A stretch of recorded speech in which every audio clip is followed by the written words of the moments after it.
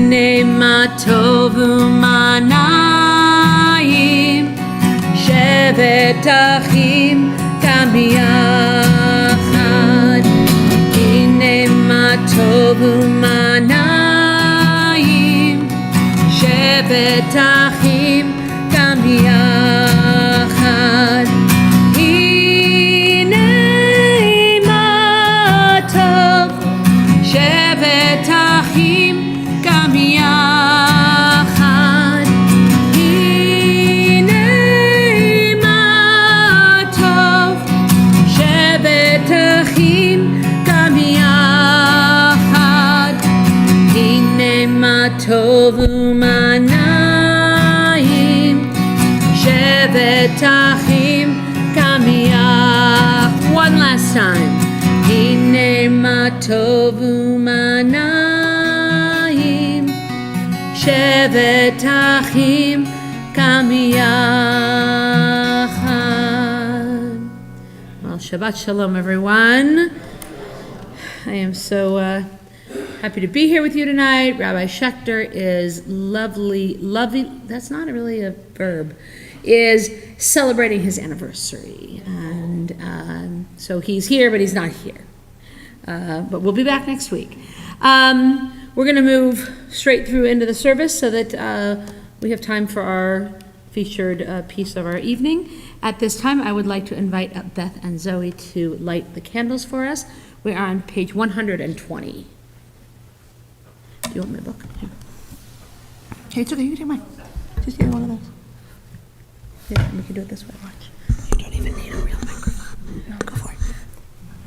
As these Shabbat candles give light to all who behold them, so may we, by our lives, give light to all who behold us. As their brightness reminds us of the generations of Israel who have kindled light, so may we, in our own day, be among those who kindle light. Thank you. Here, I'll take that. Small. And we all join together. Baruch atah Adonai Eloheinu melech haolam asher kitshanu b'mitzvotav v'tzivanu lechad likner shel Shabbat.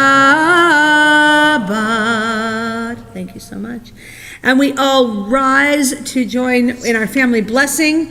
If you do not know it, or if you would like to make sure you have the words, there's laminated sheets in the pew right in front of you. I guess maybe possibly behind you as well. And if we can just sort of scan the room and make sure nobody's standing alone. It's a total me thing. Very good. We join together. May God bless you and keep you. May He shine His face upon you and grace you. May He lift His presence unto you and grant you peace. May God bless you and keep you. May she shine her face upon you and grace you. May she lift her presence unto you and grant you peace. And grant you peace. Shabbat Shalom. Please stay standing. I'm going to make this go away.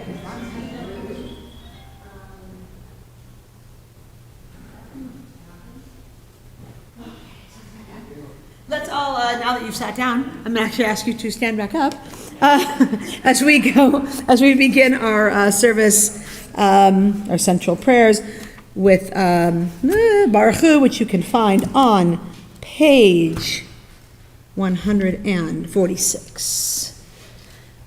Whoops. La la la la la la la la la. La la la la la la la la la. La la la la la la. La la la la la la. La la la la la la la.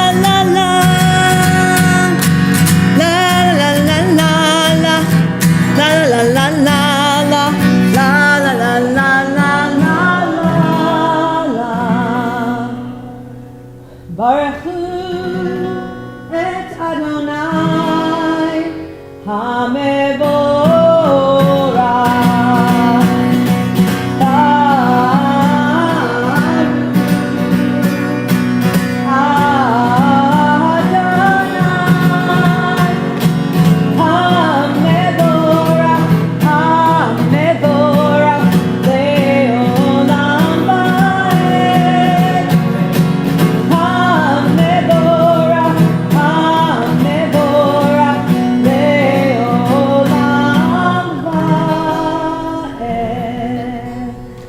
And we stay standing, and we turn the page to page 152 for Shema. Shema Yisrael Adonai Eloheinu Adonai Echad. Shema Yisrael Adonai Eloheinu Adonai Echad. Shema Yisrael Adonai Eloheinu Adonai Echad. Shema Yisrael Adonai Eloheinu Adonai Echad. Baruch Shem Kevod Malchuto Leolam Va'ed. Baruch Shem Kevod Malchuto Leolam Va'ed. Shema Yisrael Adonai Eloheinu Adonai Echad. Shema Yisrael Adonai Eloheinu Adonai Echad. Please be seated. This is a good opportunity to tell you guys something, because I've told nobody ever. So that melody of Shema is written by an artist named Siva Peak, depending on who you ask, or if you're pronouncing it in the Hebrew way or English. And my first service here at Temple Sinai, I decided I wanted to do something different. Just out of the blue, decided I want to do something different. So that part of it that I do, Shema, that's not how it was written. That's just me. And I just decided that Temple Sinai has kind of owned it over the last 3 years. Nobody once has asked me, why is it different? I haven't heard it that way.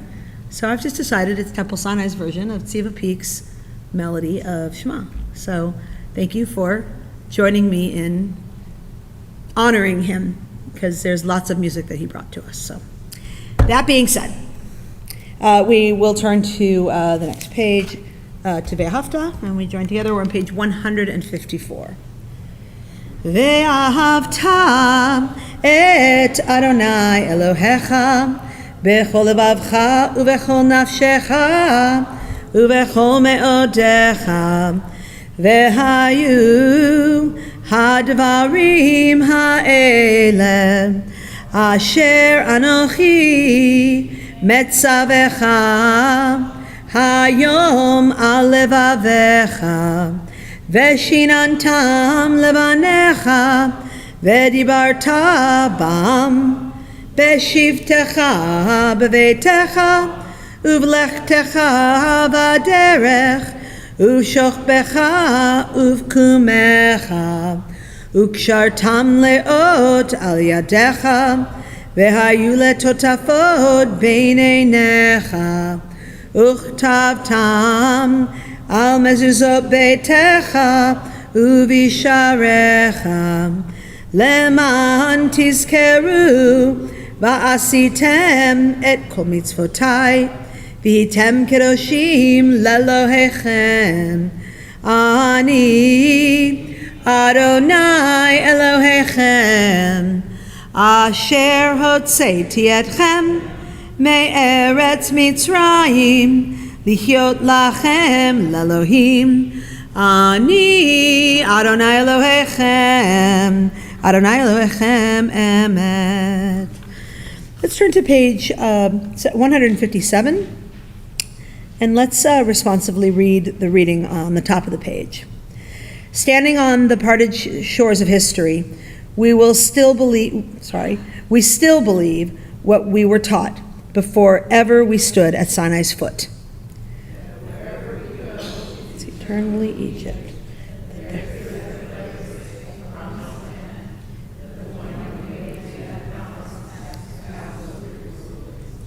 That there is no way to get from here to there except by joining hands and marching together. And sometimes when things are a bit tougher for us and our communities, I would say that there's a million melodies for Mi Chamocha. But this one, I think, is a little more pensive. So we'll be, actually, I didn't even tell you, I'm so sorry. We're going to be on page 158 for Mi Chamocha. Mi Chamocha Ba'elim Adonai Mi Chamocha Ne'edar Bakod. Repeat after me. Nora Tehilot Oseh Nora Tehilot Oseh Vele, and together Mi Chamocha Ba'elim Adonai Mi Chamocha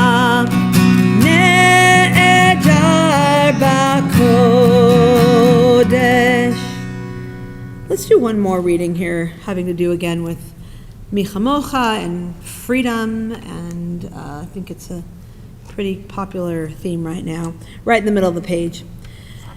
Need my glasses though. Who is like you, O God, among the gods that are worshipped? Who is like you, majestic in holiness, awesome in splendor, working wonders? Everyone? Your children witnessed your sovereignty, the sea splitting before Moses and Miriam. This is our God, they cried. Adonai will reign forever and ever. Thus it is said, Adonai redeemed Jacob from a hand stronger than his own. Praise are you, Adonai, for redeeming Israel. Baruch atah Adonai, Ga'al Yisrael.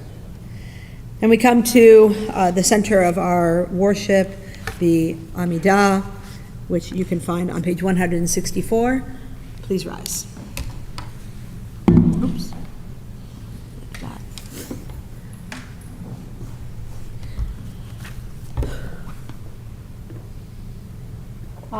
Adonai sefatai tiftach ufi yagi tehilatecha. Adonai, open up my lips that my mouth may declare your praise. Baruch atah Adonai Eloheinu Elohei Avotenu v'imotenu Elohei Abraham Elohei Yitzchak, Elohei Yaakov, Elohei Sarah, Elohei Rivka, Elohei Rachel, Elohei Leah, Ha'el Hagadol, Hagibor v'Hanora, El Elyon, Gomel Chasadim Tovim, V'konei Hakol, V'zocher Chastei Avot ve'imahot, Umevi geula libnei b'neihem lema'an shemo be'ahava melech ozer u'moshia u'magen Baruch atah Adonai Magen Abraham be'ezrat Sarah Atah gibor le'olam Adonai mechaye hakol atah Rab lehoshia Mechalkel Chaim bechesed Mechaye hakol berachamim rabim. Somech noflim berofeh cholim. Umatir asurim.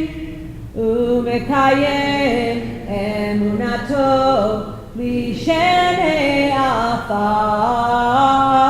Michamocha ba'al geburot.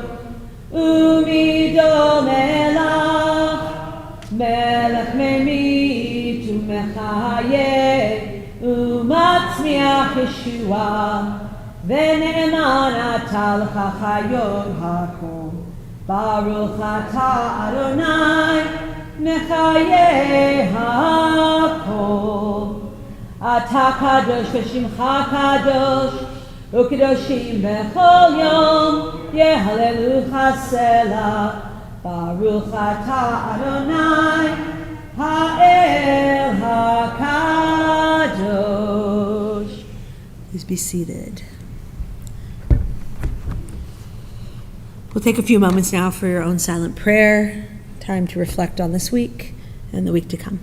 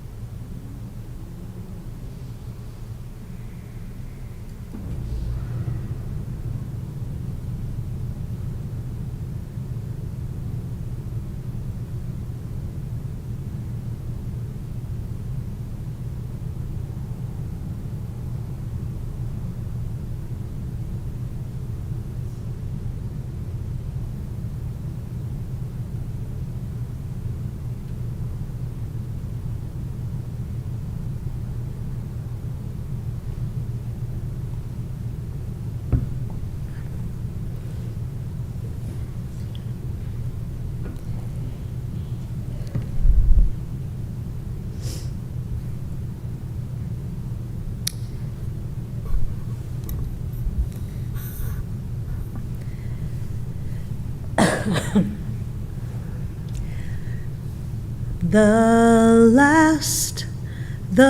very last, so richly, brightly, dazzling yellow. Perhaps if the sun's tears could sing against the white stone. For 7 weeks I've lived in here, penned up inside this ghetto. But I have found my people here. The dandelions call to me, and the white chestnut candles in the court. Only I never saw another butterfly. If you know this, please join along. The very last, so richly, brightly, dazzling yellow. Perhaps if the sun's tears could sing against a white stone, that butterfly was the last one. Butterflies don't live in here. That song was written about the Holocaust. It was written, there's more to it. I'm not going to get into it right now, but it's a nice entree to our guests tonight. So I'm only going to introduce one, because the other one will introduce the other. The one I know a bit, my father, Father Dr. Mark Weiss, is here, an attendee, was it been 2 years, 3 years? 3 years ago on the March of the Living. Is also a I think from what I've been told, because I wasn't invited, an awarded #1 docent for the museum. He didn't tell any of us that. I found out from Renee Steinberg, by the way, our congregant. Anyways, that being said, so my dad, Dr. Mark Weiss. I guess you're taller than me, so you don't know who this. I'm very tall.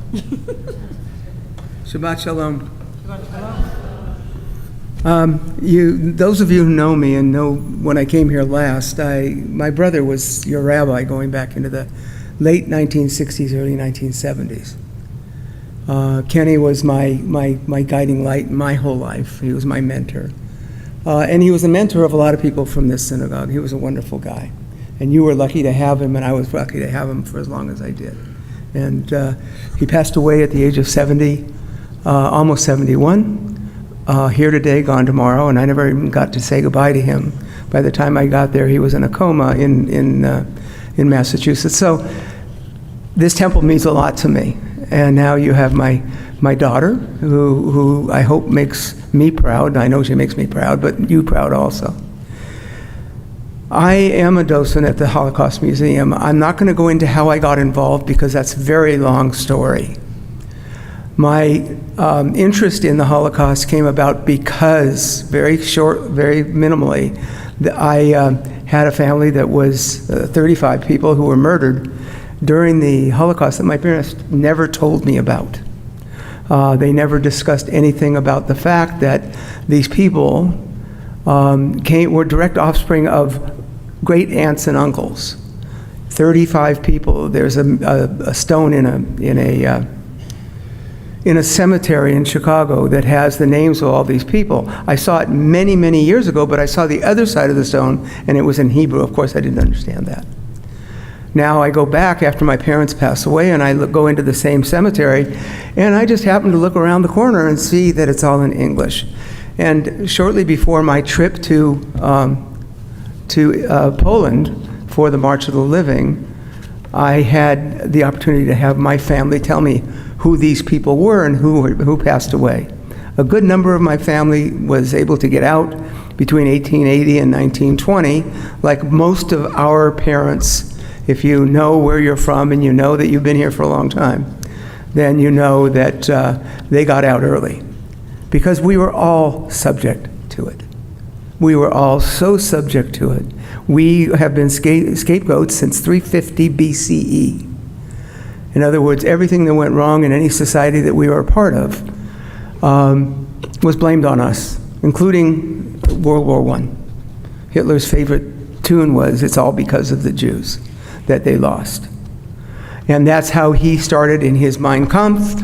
And I don't know if anybody has ever studied the Holocaust to any great extent. It's extremely interesting, and it's extremely sad, but it brings together people. The Jewish people have been here longer than any other Christian, Judeo-Christian religion, because everything emanated from the Old Testament, right?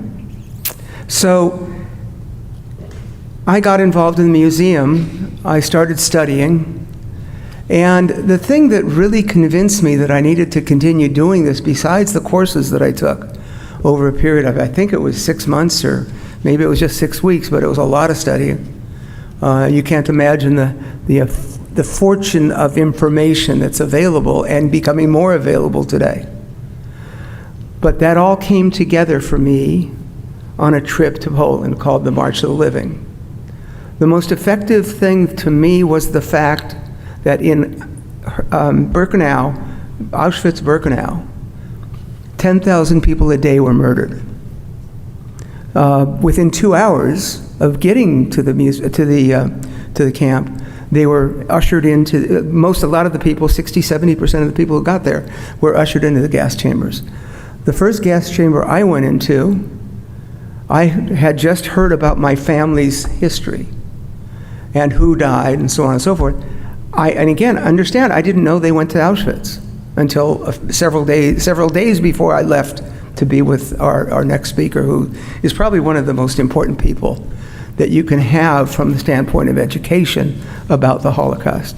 She is the word to me. That said, I ended up coming back and I kept on digging and I kept on trying to get you guys to come over to the museum, and I really hope that you'll come over and visit the museum. We're just about to go into a complete remodeling of 25,000 more square feet. The museum is going to be spectacular, and we're closing down on August 2nd until probably spring of next year. But it's going to be spectacular. It'll be all over the news because it's being, helped by the city of Los Angeles and by various and sundry places, including the Jewish people. We as Reformed Jews need to get involved. We are in a place today that puts us all at risk. Walking down the street, as you know what happened in Washington. It's a difficult thing. It's awful. It's horrendous. These two people who are going to try and help the Palestinians were murdered in cold blood. Look, I don't like anything that's going on in the Middle East right now. I don't think any of us do. I can't stand looking in the paper every morning. But whose fault is it all? What are the people saying? It's our fault, they say. And doggone it, it's not, right? It's not our fault. We are the scapegoats today. That started 350 years before the Common Era. So I want to introduce this young lady. She's very young, very vibrant, very giving. It's probably the most important thing that I can say. She has been, I'm going to take something out of my, wait, I have it right here, so I don't take anything out of anything. You have met, I don't know, is anybody here the last time that Moniz presented? Okay, good. You have met Moniz previously then. That's my first sentence. At that point, we presented two important things. We as Jews should participate. The first is the Holocaust Museum, LA, because it's here. It's, a drive over the hill and you're there. The second is experience if you can afford it and physically capable of taking the march. It was the most effective thing in my life. It changed my life, right? Completely changed my life. At this point, it's more important to participate in both of these events between Israel and all her recent issues, to know what's happening here in the United States, which I already alluded to. The important thing is to learn what our people went through prior to the Second World War and then during it. Because we came so close. Had Hitler been successful, we wouldn't be sitting here talking today. You all know that. Thank God it didn't happen. My relationship with Moniz has grown from knowing her name to calling her a close friend. And I'd like to introduce you to Moniz, who has been involved with the March of the Living for 23 years. She just completed her 23rd visit, right? She's there all the time anyway, somewhere in Europe, one way or the other. She's there often. But this dear lady, she'll tell you stories, but I hope that you put this bee in your bonnet to think about who you are and what you want to be and where you want this world to be. So, Moniz? Do you want the heightened situation?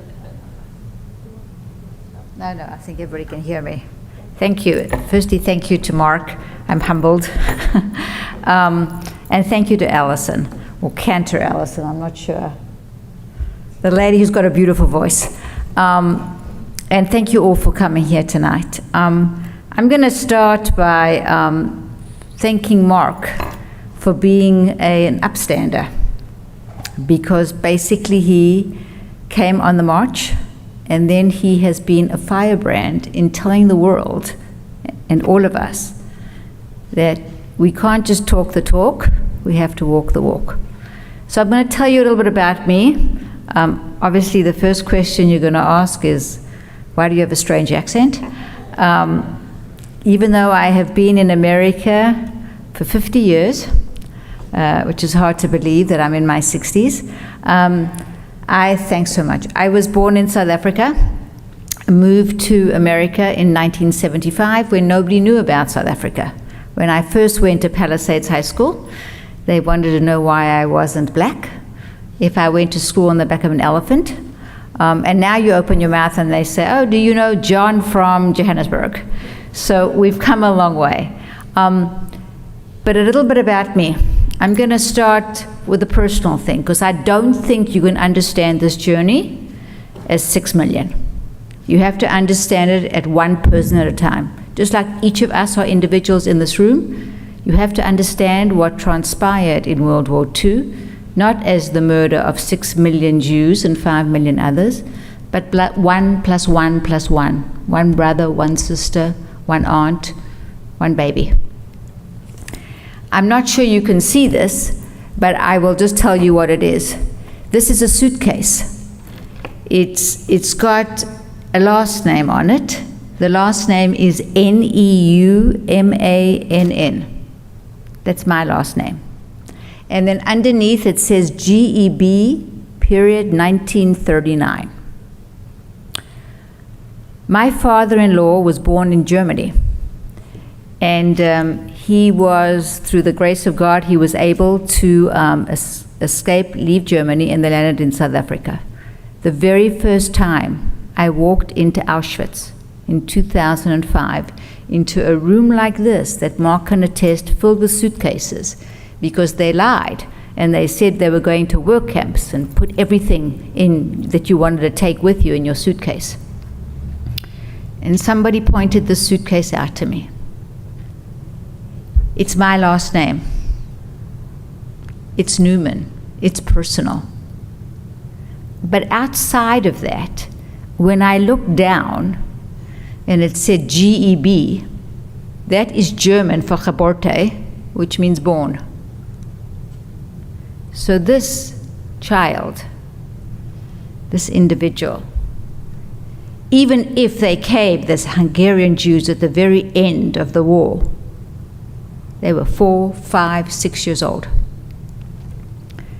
And you and I know where they went. They went straight to the gas chamber. So for the last 20 years, this sits at my desk.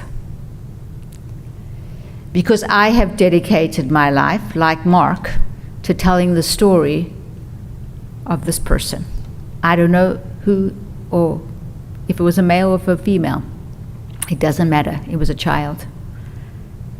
And I think it became even more horrifying for me, even though I have just finished my 23rd time in Poland on the grounds of Auschwitz, because 5 years ago I was blessed to become a grandmother. And all of a sudden,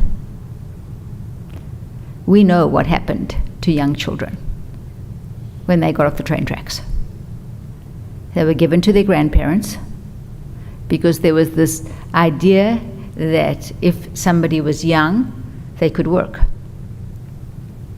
And we've all seen the iconic pictures of the grandmother holding their grandchild's hand.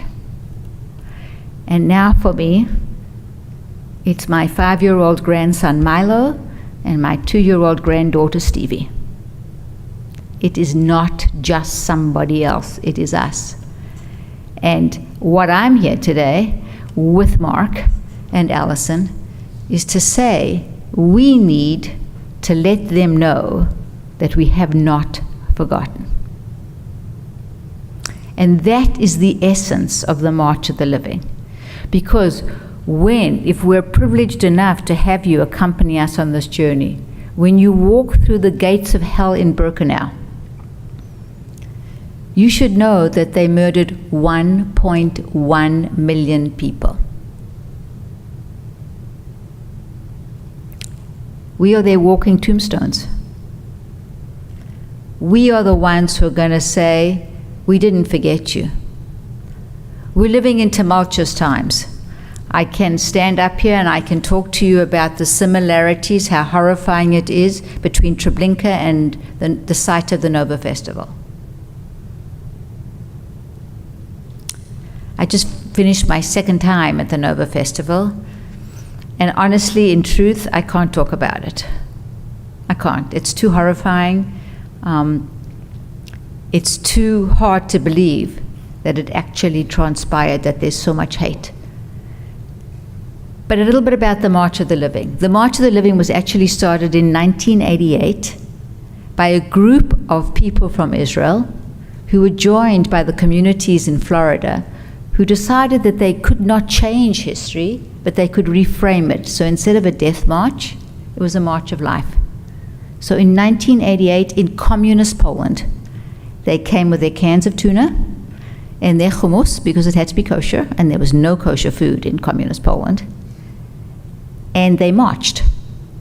1,000 people marched from Auschwitz to Birkenau on Yom HaShoah. And that is the standard of March of the Living, that regardless of when it falls on the English calendar, always on the Hebrew calendar, we march on Yom HaShoah. 3 weeks ago, I believe, 8,000 of us from countries all over the world marched in unison. And what was very powerful, outside of the rain, but that's another story, we had 80 Holocaust survivors. This is the last time that we were able to bring people, if you can imagine, even if they were children, you got people in their 80s and 90s. And the question comes, who are their storytellers? You know, when Elie Wiesel said, when you hear a witness, you become a witness, just like Mark. The delegations from around the world were led by 80 Holocaust survivors, by the great-grandson of President Dwight Eisenhower, because he was the one, when he liberated the camps, said, take pictures. Nobody's going to believe what transpired here. And 80 years later, his great-grandson, Merrill Eisenhower, or Atwater, came on the march as a non-Jew to pay homage to his grandfather and to all that perished. We were also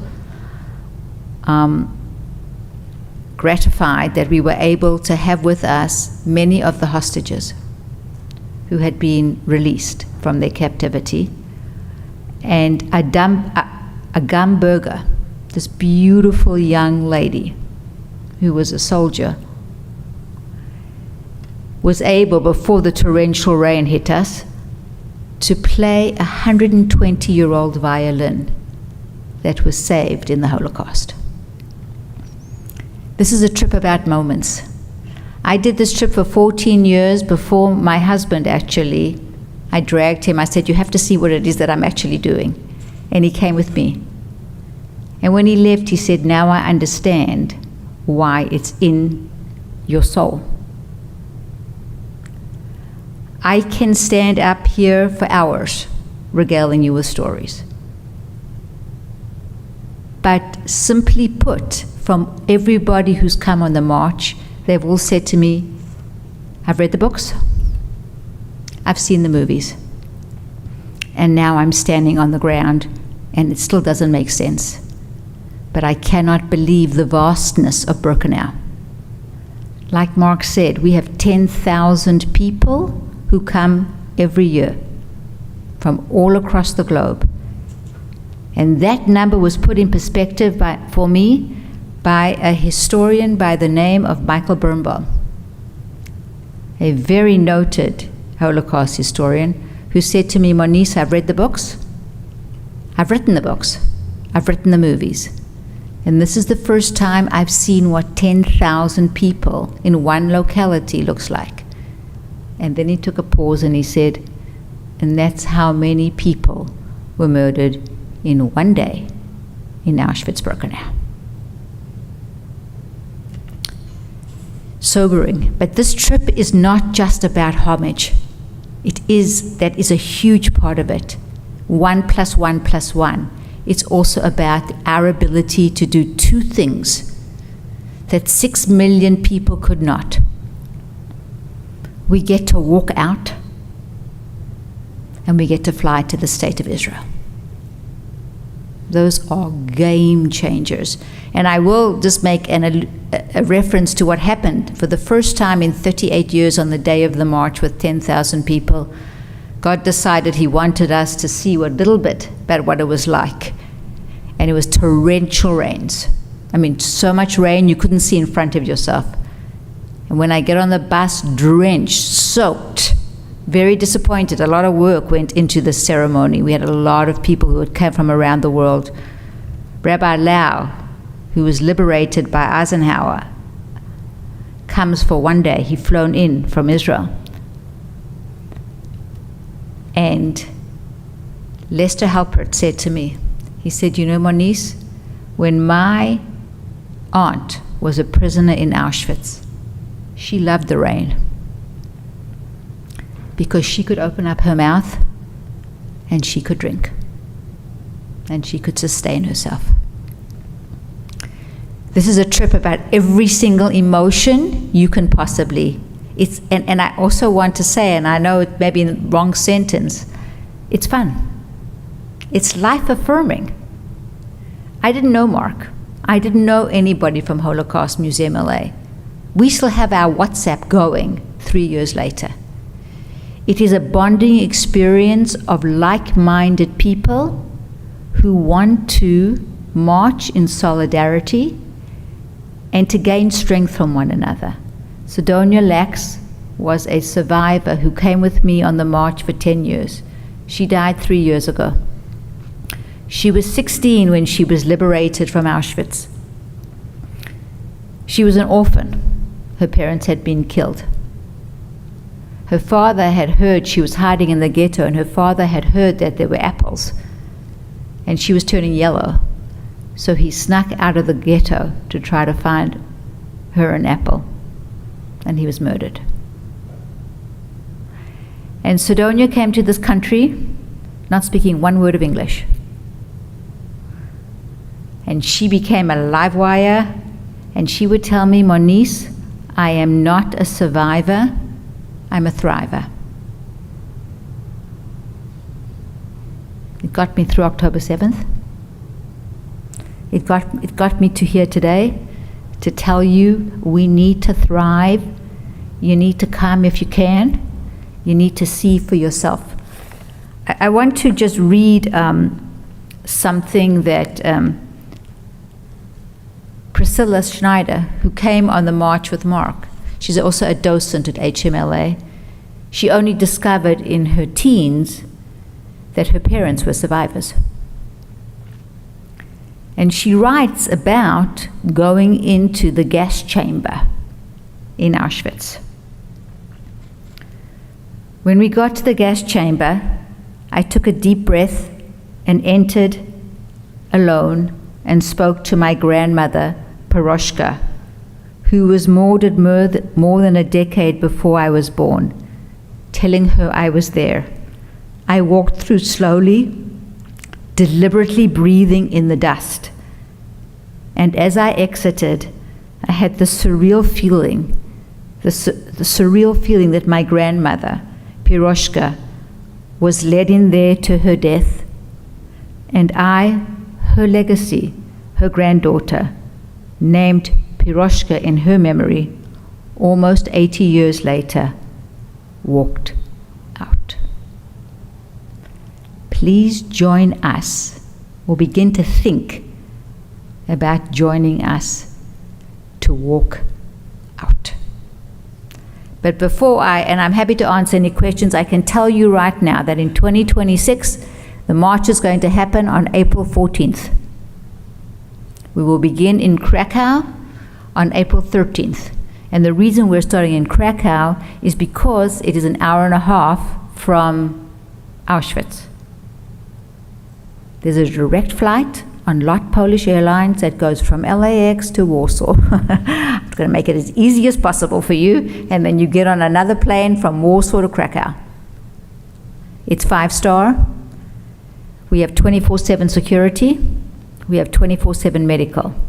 Nobody goes anywhere without a security guard on the bus. You have a historian embedded on your bus who tells you the history wherever you go.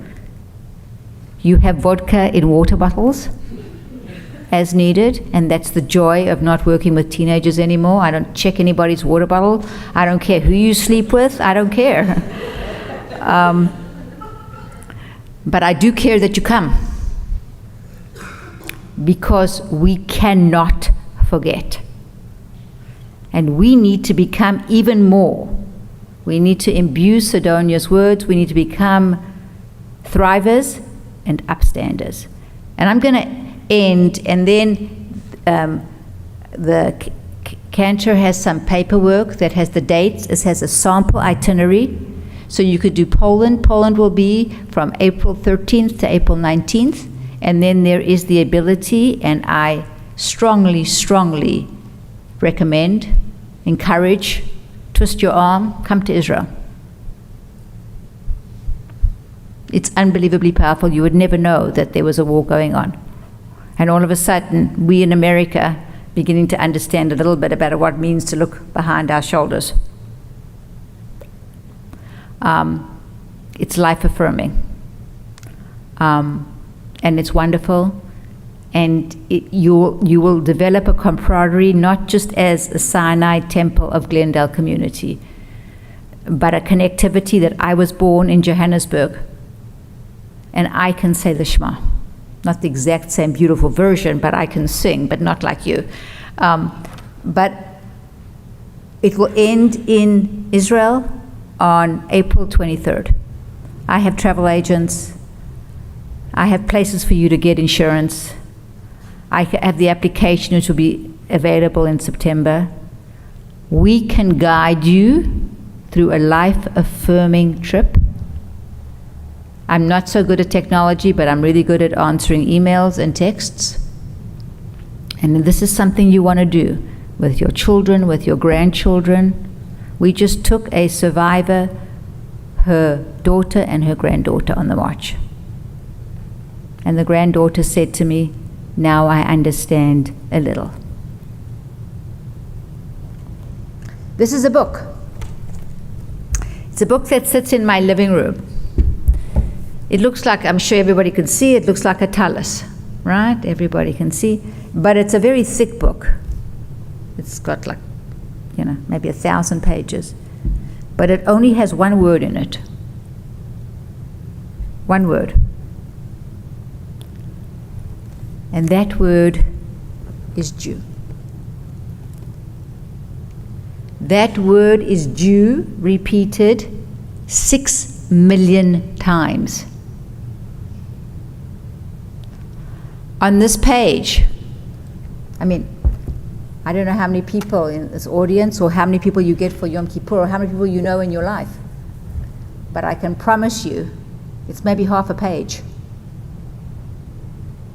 It's a few lines.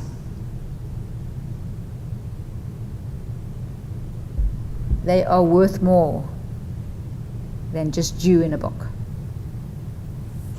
But we are going to honor them, because this is more than just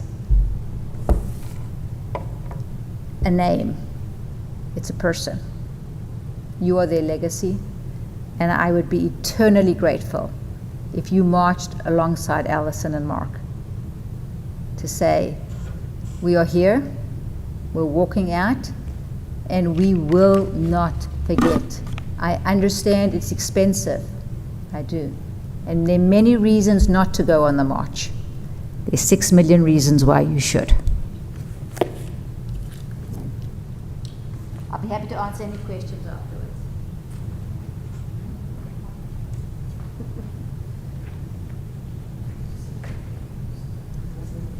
Yeah, but I want to say something before you say it, because maybe you're going to say what I was going to say. So I think Moniz, actually I know Moniz mentioned that when you're in Poland, you're there in the observing Yom HaShoah. But if you go to Israel, you are there to celebrate Yom HaAtzmaut, Israel's independence. And to go, we talk about Havdalah, you go from the simple to the sublime, or the sublime to simple. It's the same general concept of that. Very quickly, I just want to say one thing to you, and it's passed on from your previous rabbi, Rabbi Weiss, my brother. There's 2 times that people die. The first time is when their heart stops, and they can't be resuscitated. When's the second time? When the last person remembers them. And we have to remember these people. I mean, I get chills up and down my spine when I say these words, because I know that my brother's standing over me.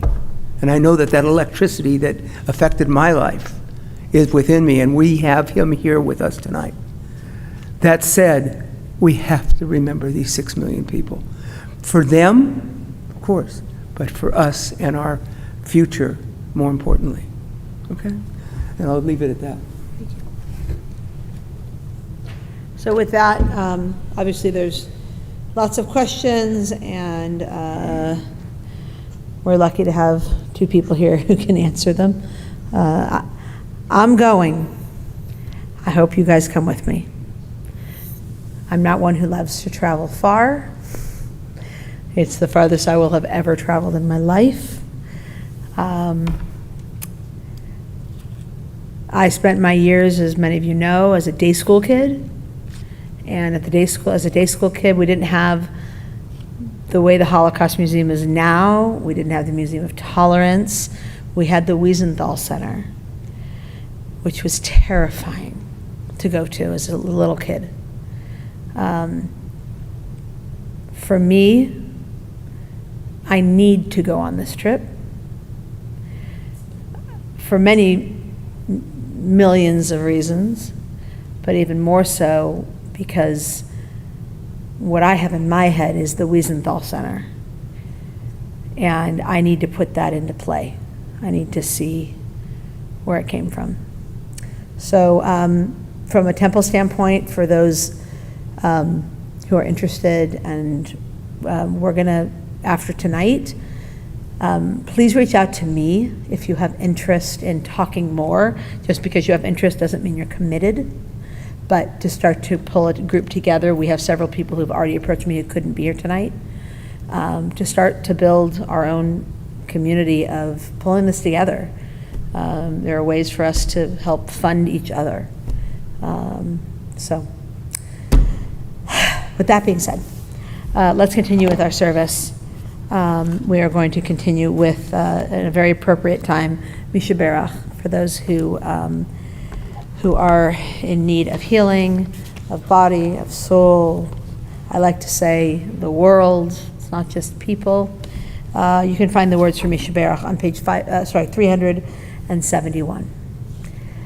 Misha Berach Avotenu Mekor HaBracha Leimotenu, may the source of strength, who bless the ones before us, help us find the courage to make our lives a blessing, and let us say, Amen.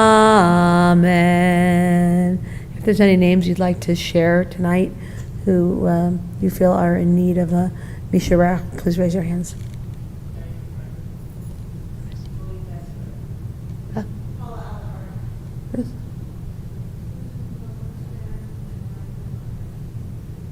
Flo?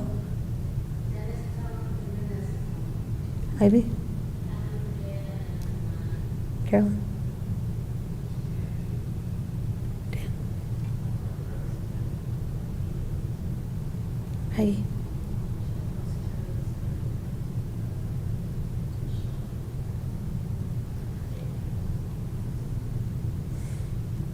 Let's all join together. Misha Berach Imotenu Mekor HaBracha Liavotenu, bless those in need of healing, with refuah shlema, the renewal of body, the renewal of spirit, and let us say, Amen. And we wish all of them a speedy recovery and all the strength. We come to our closing prayer, the Kaddish. If you have the leaflet, if you open the leaflet to the second or to the inside back page, you will find our Kaddish list. As you hear the name, if you're here to say Kaddish or Yortzeit, or to observe the Yortzeit of anyone, please rise. Tonight we remember the victims of the tragedy in Israel. We remember Barbara Lintz, David Pollock, Louise Samara Brown, Francis Keenan, Mark Gershon, Barbara Topol, and Jan Fried.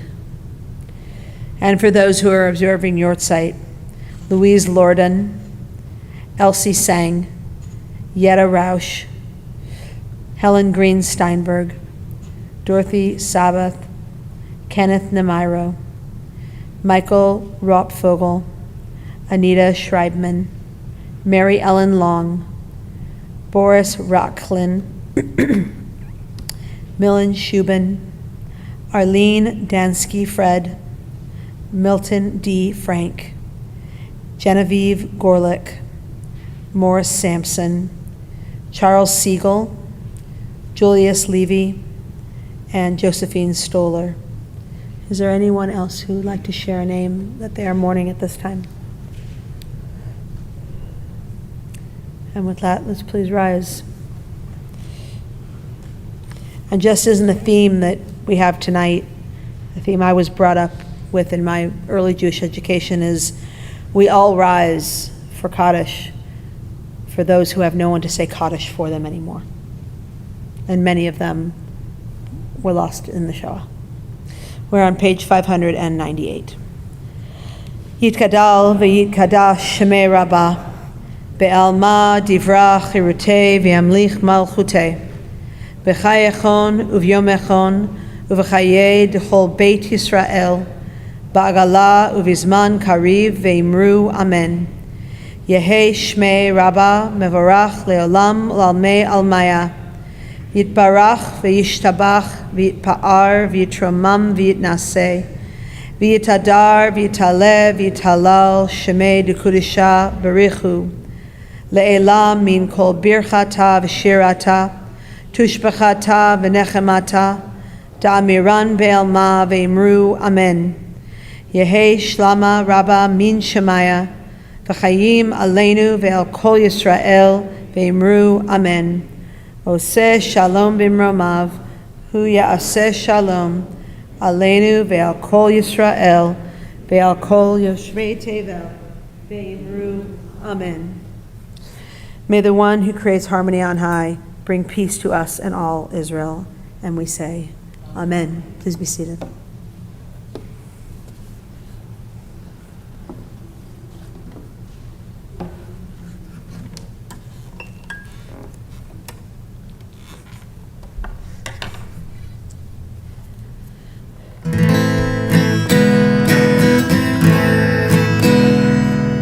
Say shalom bimromav, hu ya'aseh shalom aleinu, ve'al kol Yisrael, ve'imru, v'imru, amen. Oh, say shalom bimromav, hu ya'aseh shalom aleinu, ve'al kol Yisrael, ve'imru, v'imru, amen. And I am proud to call up Tina Lowenthal, member of our board, to share and celebrate, why not, some announcements coming up. I don't know, do you want this? No, I don't think I just want have that. the height issue. It's all good. Thank you. Oh, here. Shabbat Shalom, everyone. Thank you to Cantor Allison for tonight's uplifting service. Thank you also to our special guests, Monice Newman and Dr. Mark Weiss. On Friday, June 6th, join us for an alternative to regular Shabbat worship. We will begin with our community Shabbat dinner, which will include Shabbat table blessings, Mishabera, Kaddish, and our Simcha line. We are looking forward to honoring our high school graduates during the evening. After dinner, we invite everyone to play Jeopardy! With questions carefully created and curated by our own Billy Weiss, who leads the clue writing team on the real Jeopardy! Brush up on your Shavua learning. There are sure to be some opportunities to show off your knowledge. We will have activities for the younger children. The deadline to sign up for the dinner is Wednesday, June 4th. Sunday, June 8th, will be our 97th annual congregational meeting. It is vital that all adult members attend. We will install our new board of directors, approve our budget, share temple news, and much more. A light breakfast will be served at 9:30 a.m. and the meeting will begin at 10 a.m. Childcare will be available. Please mark your calendars. Check the Sunday e-blast for complete information about our upcoming events. The flowers are presented this Shabbat through the Bella Mohal and Agnes Lieberman Flower Fund, by Kathleen Aberman for the yahrzeit of her sister Mary Ellen Long, by Renee and Steve Steinberg for the yahrzeit of Steve's mother, Helen Green Steinberg. The oneg prior to the service was hosted by Sisterhood. Shabbat Shalom. This is yours. But wait, there's more. Two things. One, on June 21st, we, Temple Sinai, in cahoots is maybe the wrong word, but in connection with Temple Emmanuel Beverly Hills, where my sister is the cantor, we are doing a very special night at the Amundsen Theater and seeing Parade, the musical Parade. If you have not seen it, if you do not know about it, and you're like, why is this Jewish thing, like group or whatever, look up the story of Leo Frank, so you can be educated about it. We are meeting at 6:30. We have our own space for cocktails. We are leading a beautiful outdoor Havdalah, and then we will all go to the show together. Tickets are still available. You can buy them through the end of next week. If you have any questions, please come see me. There are tickets available, orchestra, mezzanine, and balcony. They're very, very reasonable. And this is a show. I saw it on Broadway. It's a show. Don't miss it. Come see it. It's great. It's so wonderful. And the other thing is just to give you a heads up and to also put it out there for some advertisement. June 13th is our Sinai Sings Broadway with Pride. It is our Pride Shabbat. We will be transforming this stage, this bima, into what looks like a stage. We need more participants, more volunteers. You do not have to be a singer to do this.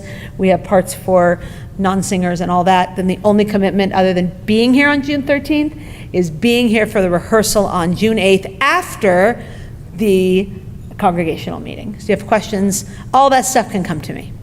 So all that being said, I was thinking, Tina, of your word of saying this uplifting service. I would say it's powerful. I would say, what do they say? There's what is it, numbers or strength in numbers? There's strength in numbers. So I wanted to end, and I have the page marked, so give me a half a second to give you the right page, with a very appropriate song for what we are doing here. Oh, come on, really? Where did it go? Here. It is on page, ooh, I don't have my glasses on. Page 653. You all, I'm sure, are familiar with this. 653. Eli, Eli, shelo yigamer leolam, hachol ve'hayam,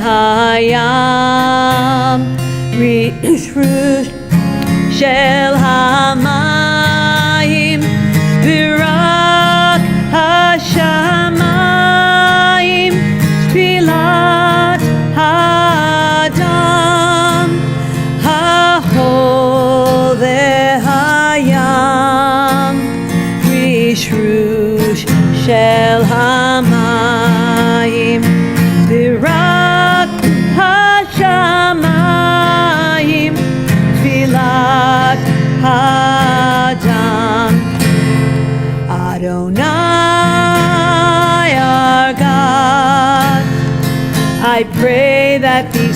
songs never end.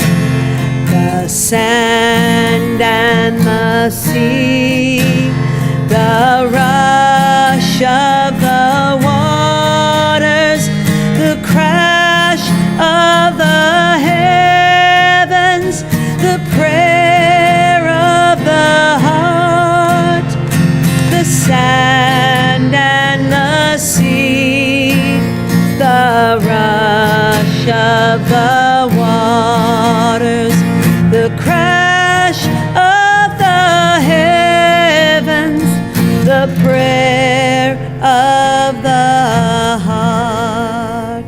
Shabbat Shalom, everyone. If you did not catch at the front, there are 2 double-sided sheets of the information Moniz was talking to you about, so please make sure you grab those because it has all the correct information. Yeah, and Moniz and my dad will be in the back for any questions you may have, or just to say hi.